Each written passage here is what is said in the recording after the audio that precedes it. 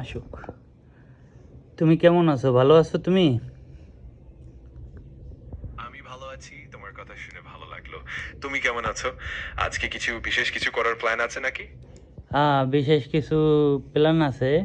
আমি কিছু প্রশ্ন করব, প্রশ্নের উত্তর দিবে তুমি, ঠিক আছে? অবশ্যই।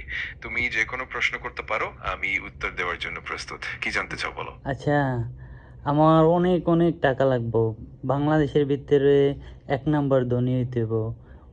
2-1 দিনের ভিতরে কিভাবে হব একটু বলতে পারবা?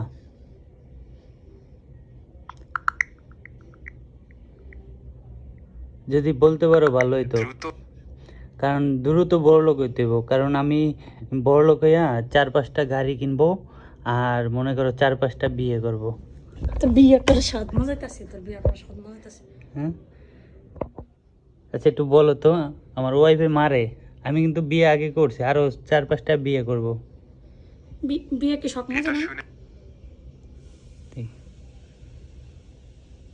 বলো, তুমি বলো।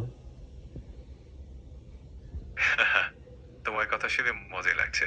1 নম্বর ধনী হতে চাইলে অনেক পরিশ্রম আর পরিকল্পনার দরকার।